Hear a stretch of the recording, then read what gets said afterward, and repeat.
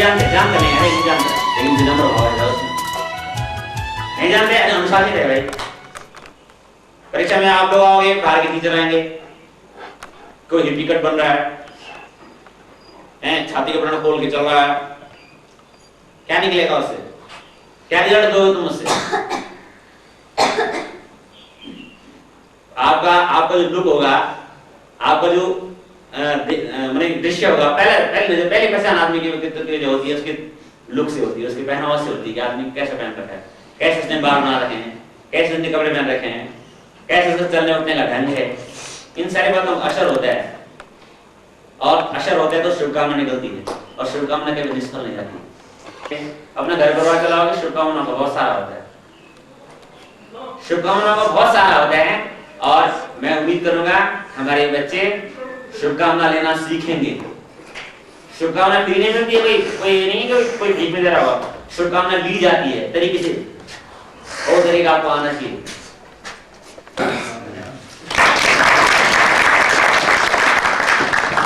बहुत धन्यवाद। अब मैं हमारे शिक्षक हमारे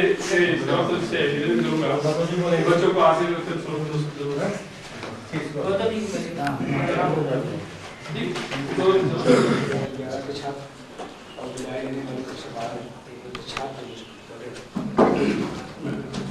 सभी लोगों का मैं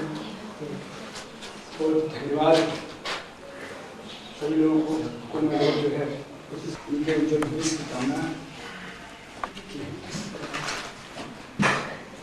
लेकिन जहाँ तक जो अभी हमारे श्रीमान जी ने जो कहा, मुझे जरूर खाली हिस्सा है जो मैं वैसे आज तक अपने मैंने कभी कहा नहीं है, लेकिन इस साल मुझे जरूर कहना पड़ रहा है कि परीक्षा में आप लोगों का जो भी परफॉर्मेंस हो वो अलग बात है।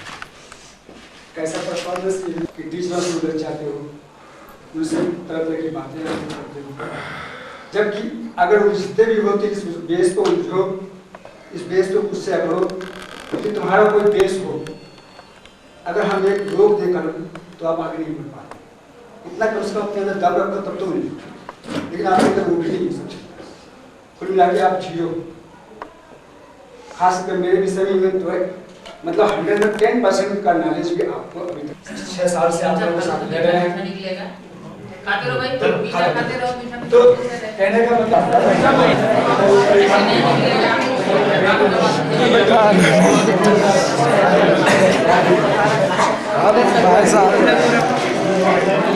अपनी प्लेट नहीं कहे दो यार में चुमर देखा था सर माना मरला मार क्या करा पे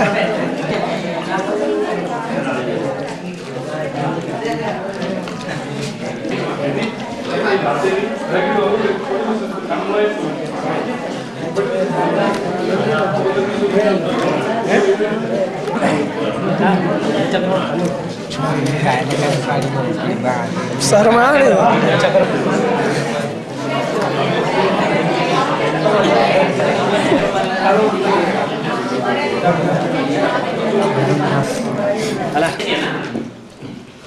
और उस राम की बटन तक नहीं लगी है, इनका फर्ज है सभ्यता और शालीनता।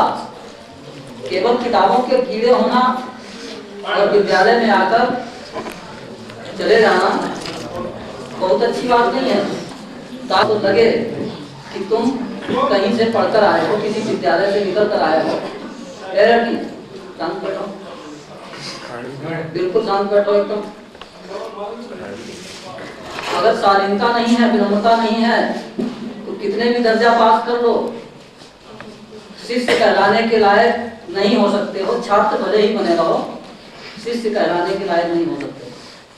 शिष्य और गुरु की क्या परंपराएं होती हैं, क्या मर्यादाएं होती हैं, ये चीजें भी सीखने को मिलती हैं। विद्यालय में केवल किताब के पन्ने पर रटा हो गए, छात्र हो गए।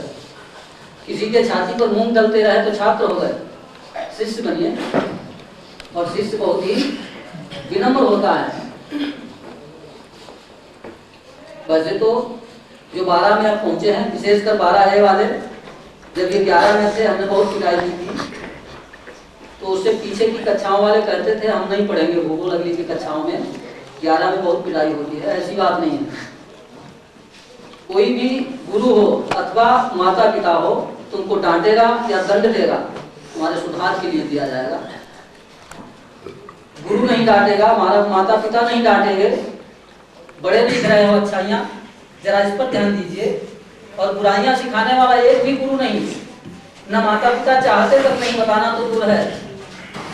न माता पिता चाहते हैं, न गुरु चाहते हैं कि हमारा बच्चा किसी बुरी संगत में पड़े, बुरी आदतें सीखे, बुरी बातें सीखे, फिर भी सीख जाते हो बिना बताए हुए। ये कितनी गंदी बात है। और विशेषकर हम लोगों को भी इस बात का ध्यान रखना चाहिए कि बच्चों की गलती वास्तव में है या उसमें समझने में कोई अंतर आया है, तो बच्चों को बच्चा समझकर कभी कभी हमको माफ भी कर देना चाहिए। क्योंकि अगर हम अपने से छोटों को, बच्चों को माफ नहीं करेंगे तो कौन माफ करेगा? बड़े अपने से छोटों को माफ करते हैं और उन गलतियों पर माफ करते हैं जिनको आगे के लिए मौका दिया। पैर चमना खड़ा कर देंगे, बाहर समझ लेना। विशेषकर 12 में कुछ ऐसे बच्चे हैं जो बातें कही गई हैं उन पर अमल करो। और हमने एक कविता भी बनाई है तुम लोगों के सबके नाम के ऊपर।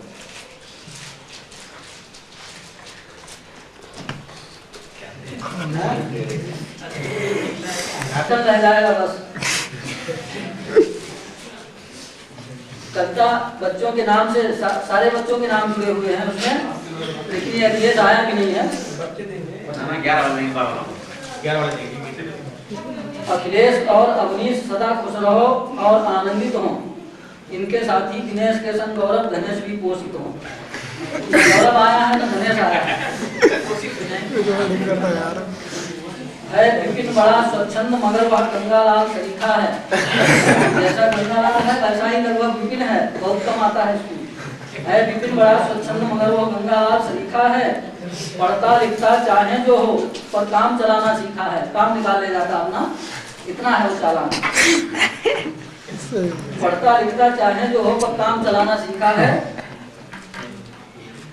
शिष्य दिगंबर अति न्यारा, खामोश बैठता है पीछे, दिखने में सीधा है, विनम्र है शिष्य दिगंबर अति न्यारा, खामोश बैठता है पीछे, सबसे पीछे बैठता है। कर्तव्य निभाना या पढ़ना रहता किसी से है पीछे। गुरु के समक्ष रीता लाई अपनी मर्यादा की गठरी, उत्सुक रहती पढ़ने ही वाती है। पढ़ने को अच्छा मिले अगर तो उसको तुरंत लपकती है। अच्छा पढ़ने को अगर मिलता है तो दौड़ कर पूछने जाती है गुरु जी से। कमलेश रंजना साहू भी कम नहीं साथियों से अपने, देखा करती हैं निस्दिन दुनिया को उज्जवल कम सपने, दुनिया के उज्जवल कम सपने। ये लड़कियां भी अच्छी हैं पढ़ने में। अंकिता और पूजा दोनों भोली भाली हैं, सिद्धि भी पढ़ना लिखना तो दूर रहा डंडा से अतिशय डरती हैं। सोना सहला कट्टा उषा अंजनी सहेली भारी है, नलनील भरोसे बैठी हैं बैतरणी नैया भारी।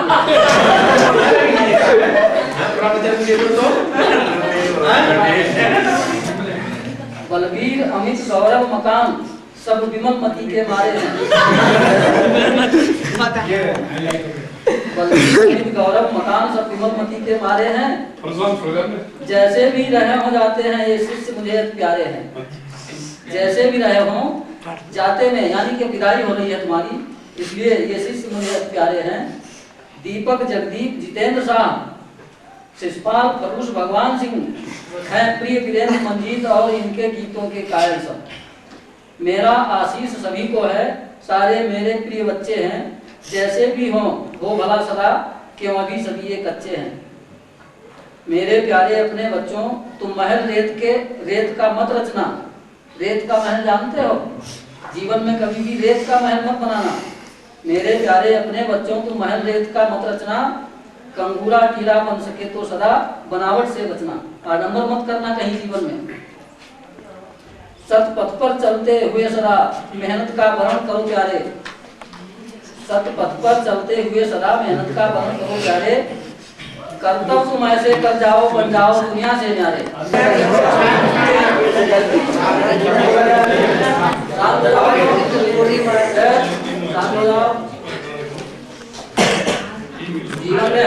वास्तव में आज ये महफिल जो है विदाई की महफिल न होकर के मुझे तो लग रहा है कि चलो साहिब।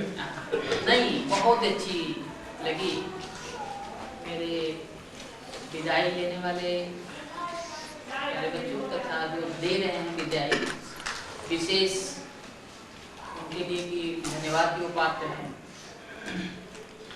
अभी 2-3 गुरुजन के अंदर की जो व्यथा हमने सुना तो मेरा मन जो है व्यथित हो गया। लेकिन हमारे साहब ने व्यथा और उसके साथ जो है कथा भी और साथ साथ उसके साथ उन्होंने जो है मतलब कि कड़वे गुड़ को चीनी के साथ लपेट करके उसको मीठे में बदल दिया। मैंने यही कहा। तो उसमें जो है प्यारे बच्चों, वास्तव में देखिए जो माँ बाप होते हैं या गुरुजन होते हैं वो आपका सही आकलन करते हैं।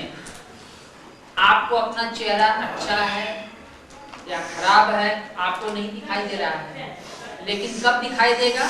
जब आप अपने चेहरे को दर्पण में देखोगे या आपको दर्पण तरीका कोई गुरु मिलेगा जो वास्तविकता का आपको ज्ञान कराएगा।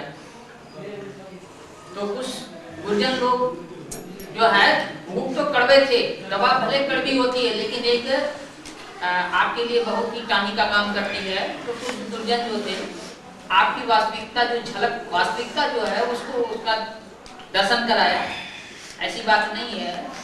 कुछ बच्चों के अंदर थोड़ा सा उद्दंडता भी जरूरी है, होनी भी चाहिए, क्योंकि फिर छात्र तभी का लाएगा जबकि अंदर उसके अंदर बाद में आप जब जैसे जैसे पारिवारिक में ऐसे ऐसे बच्चों की पिटाई भी की है, क्लास में बहुत बुरा भी लगता था।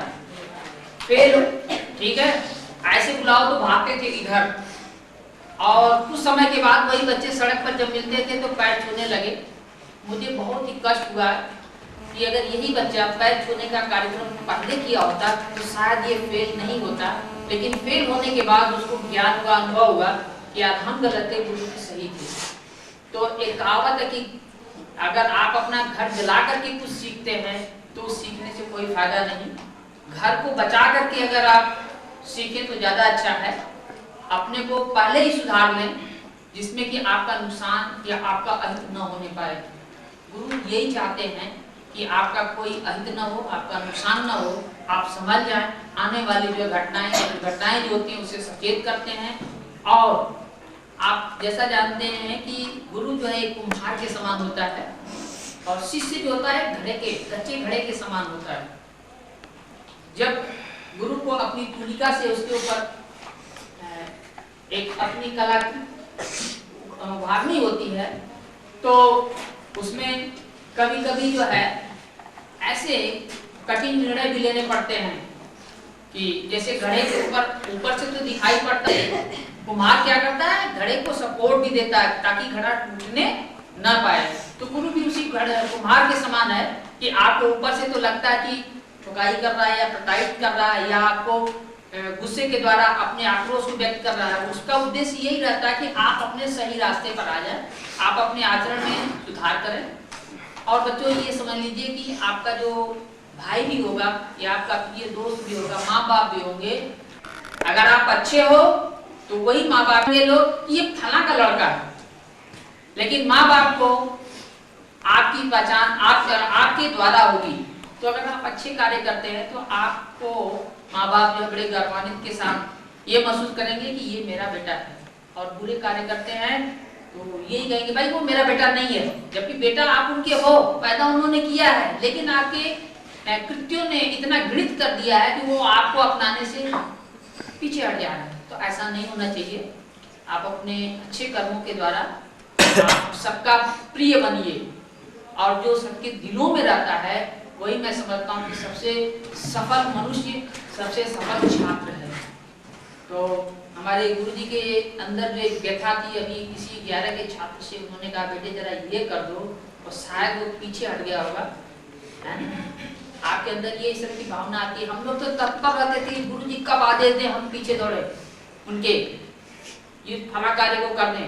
हम लोग इतने जैसे यहाँ तो आपकी कुछ भी संख्या नहीं है, हम लोग सैकड़ों में संख्या रहती थी। सैकड़ों में जो है चुनना, प्रिय बनना बड़ा ही मुश्किल होता था। आप अच्छे बन करके निकलेंगे तो जीआईसी बोर्ड मिशन का नाम जगह जगह देशों में विदेशों में भी यहीं से जा रहे हैं, चाहे वो जापान हो, चाहे वो आप स्विट्जरलैंड हो, चाहे आपका इंग्लैंड हो, चाहे अमेरिका हो, यहीं के छात्र, यहीं के पढ़े हुए विद्यार्थी अपनी सुगंध को विदेशों तक फैला रहे हैं।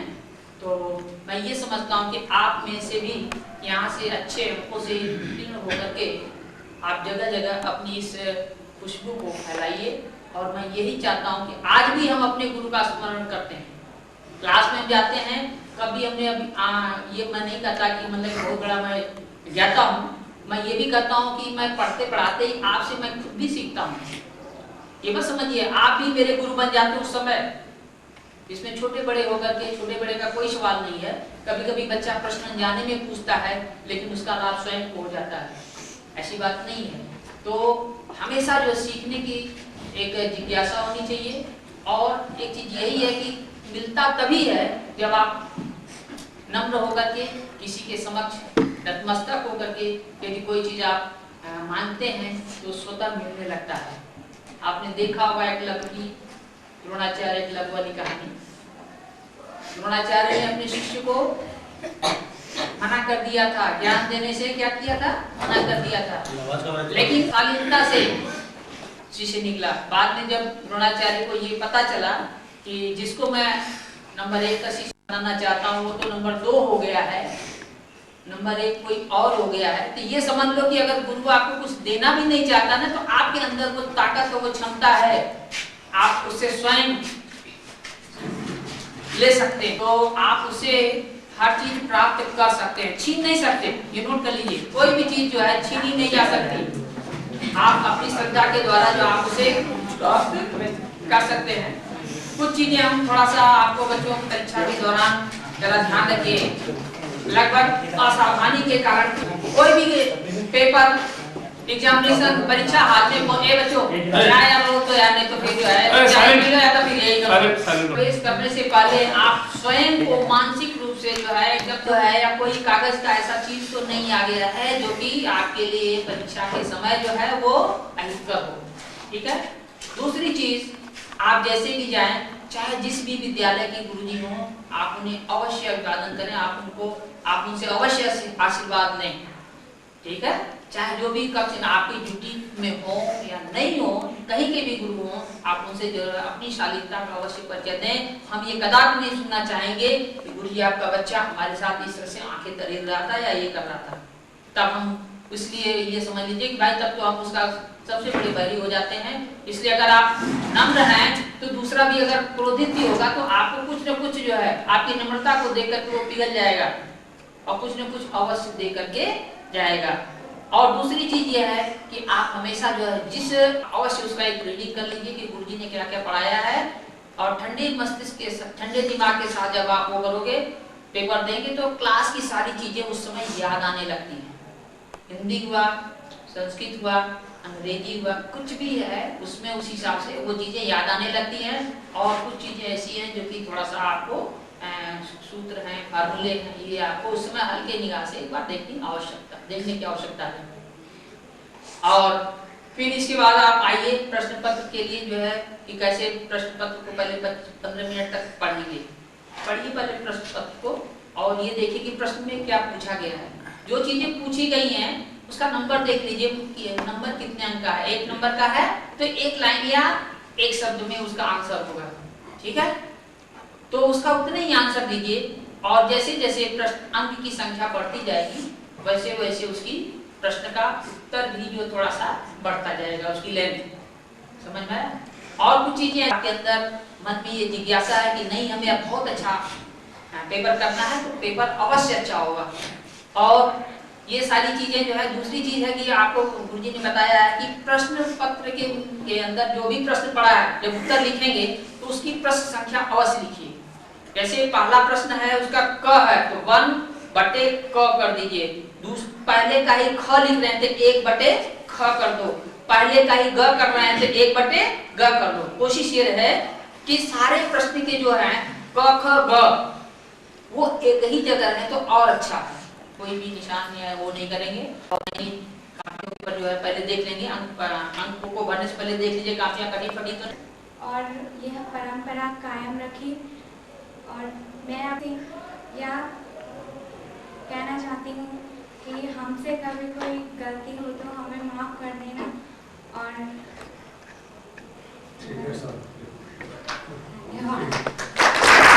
विदाई देने वाले कक्षा 11 के छात्र तथा विदाई लेने वाले कक्षा 12 के छात्र। वैसे तो उन लोगों ने आपको सब कुछ बता दिया है, निर्देश भी दिए दिए हैं, लेकिन कक्षा 12 वाले विशेषकर ये आप ये न सोचें कि अब हम परीक्षा में आ रहे हैं, ये मेला लग रहा है। आप अभी भी विद्यार्थी, जब तक आप इस विद्यालय से विदा नहीं हुए तब तक आप इस विद्यालय के विद्यार्थी हैं, और विद्यार्थी का क्या अनुशासन होता है उस अनुशासन में आपको आना है परीक्षा में। क्योंकि यहाँ पर कोई आपके साथ यहाँ का अध्यापक नहीं है, सब बाहर के आ रहे हैं यहाँ पर, और अनुशासन से रहना है, अनुशासन बनाए रखना है। अंत में मैं आपके उज्जवल भविष्य की कामना करता हूं। धन्यवाद। जो आज हम लोग इस समारोह को एक रूप दे रहे हैं, उसका एक ही उद्देश्य होता है, एक प्रकार की सीख को लेकर के हम बाहर निकले। सीख गुण से मतलब है, और उसी सीख गुण के पीछे वह जो अनुशासनहीनता है, अनुशासन है, यह सारे गुण इसलिए हैं। यदि आपने इस तरह से गुण किए हैं, अनुशासनहीनता के गुण किए हैं, तो आपको खट्टे वेद मिलेंगे, खट्टी चीज़ें मिलेंगी। अगर आपने शासन से अच्छे वचनों से साथ काम किया है तो आपको मीठे वेद के रूप में मिलेगा, ये सत्य है। दूसरा चीज, सचमुच में कुछ ऐसा महसूस मुझे भी हुआ कि आप लोगों के बीच में ज़्यादा ही ये हो गया कि ये कॉन्फिडेंस, मन विश्वास हो गया कि जो कुछ अभी लोग हैं, ये मुझे विश्वास हो गया है। लिहाजा इस विषय में तुम्हें स्वयं देखना है कि हम कितना कॉन्फिडेंस रखते हैं, वो तुम्हारी परीक्षा है। मैं तो परीक्षा तुम्हें एक दुश्मन की तरह से ट्रीट करता हूँ, मेरी अपनी आदत है। जहाँ हमने पढ़ा करके तुम्हें मैदान में फेंक दिया, अपने गोली बंदूक बारूद को लेकर तुम्हें सीमा पर भेज दिया, वहाँ पर हमारी तुम्हारी कोई विरोधता नहीं है। तुम अपना वहाँ चलाओ और तुम वहाँ सीखो। यही बातें तुमसे कहना है कि तुम परीक्षा में जा रहे हो। बहुत से लोगों ने सिखा दिया है, प्री बोर्ड की परीक्षा दे रखी है, 6 मंथली परीक्षा दे रखी है, हाई स्कूल की परीक्षा दे रखी है। कहीं कुछ समझाने बुझाने की जरूरत नहीं है। इतना जरूर समझाने बुझाने की जरूरत है कि अगर वहाँ से निकलना तो अपने को सावधान होकर के निकलना, और जाना यहाँ से तो सावधान होकर के जाना। इसका अर्थ यह है कि जाना तो जो उस दिन पेपर हुआ है उसमें जो कमी आ रही हो, घर से पढ़ना तैयार होकर के आना है। यहाँ से कमी का आज हमने नहीं कर पाया, बिना हमें पढ़े फुर्सत नहीं है। उसी तरीके से वहाँ से जब चलो तो पूरी तैयारी के साथ अच्छी तरह से किताब देख लो। ये मत सोचो कि कुछ होगा, वह सपना शायद आपकी संभव न हो। मैं तुम्हें बार बार कह देता हूँ, और तुम मुझे जानते भी हो, मेरा जो कदम होता है वह विचित्र होता है। अगर हम पागे तो मेरी केस भी कर देंगे, चाहे तुम्हारे बच्चे ही कौन हो। मेरा ये ममता नहीं रहती है, क्योंकि हमने तुम्हें खूब पढ़ाया है, हमने खूब किया है। लेकिन अगर नजर में आ गए तब तुमने अनुशासन बना रखा है, कोई फर्क नहीं है। जरा से वहां ढिलाई हुई तो तुम्हें शिष्ट नाप देंगे।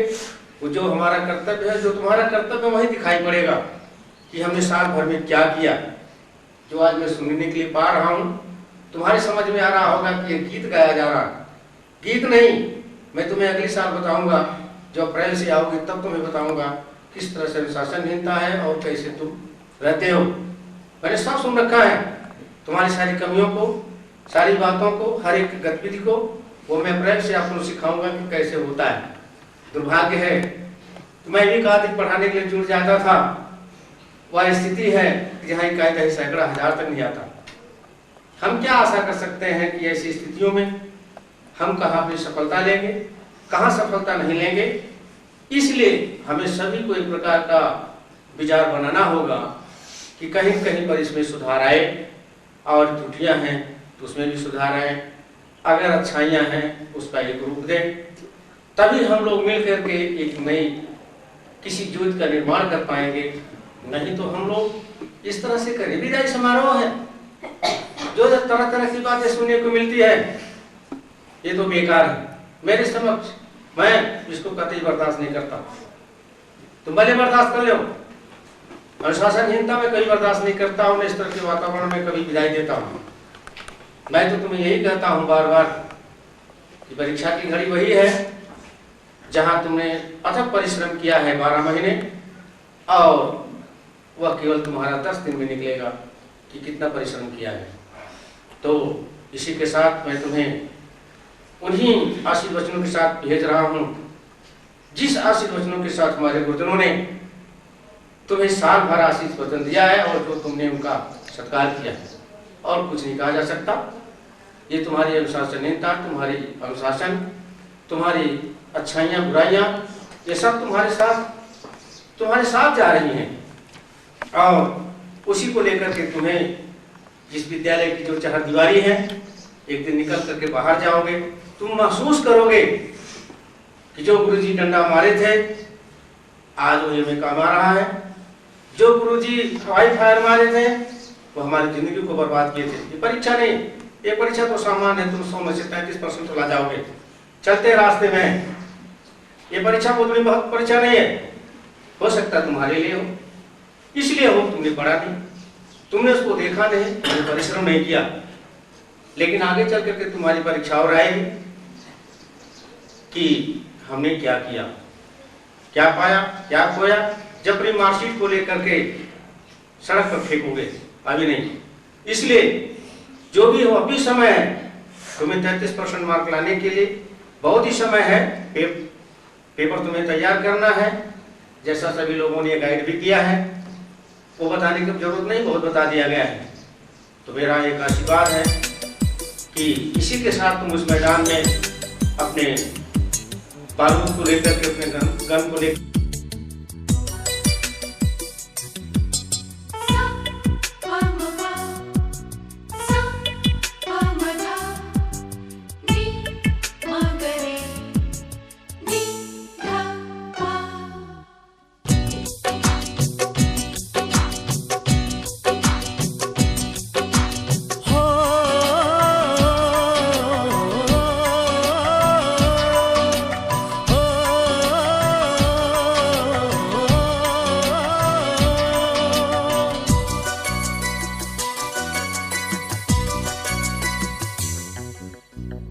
बेताब दिल है धड़कनों की कसम, ना रह सकेंगे अब जुदा होके हम।